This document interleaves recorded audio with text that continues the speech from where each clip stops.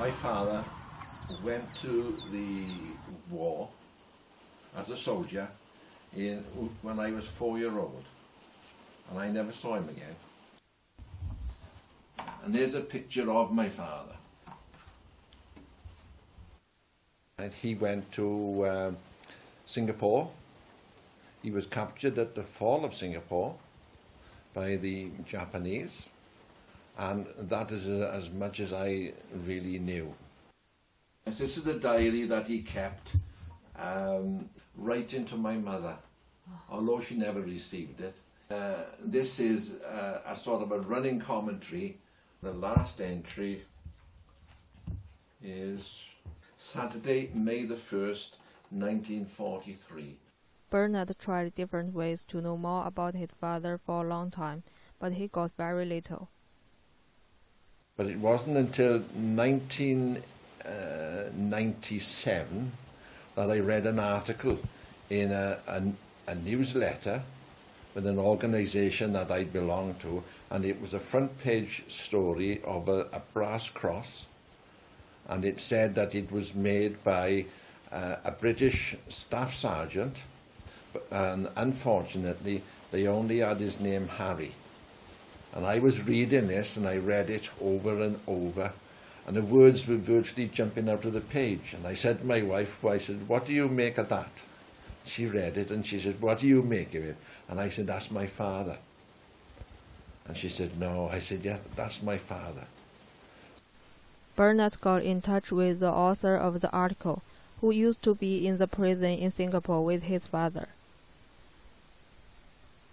He said, "I can tell you that it was your father.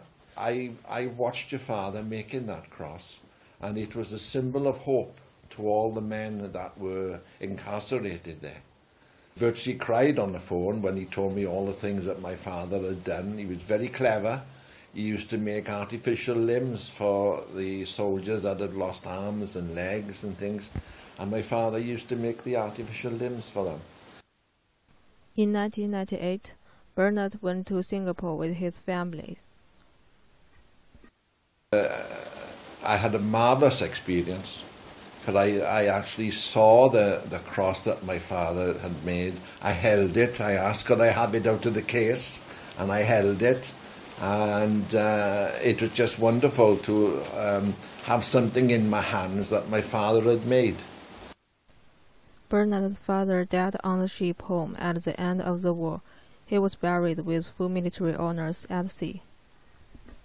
I had an invitation to go to a ship's reunion, and we went to the ship's reunion at Birmingham, and I met a lot of the crew that were on the ship when they buried my father, and I was able to get up and thank all these men for the great honour that they gave to my father when they buried him in the sea.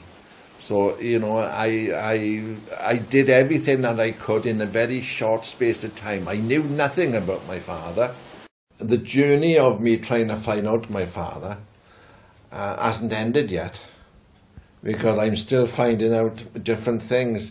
Things come on the internet, and they're forwarded on to me, you know, and I feel that the story is still progressing.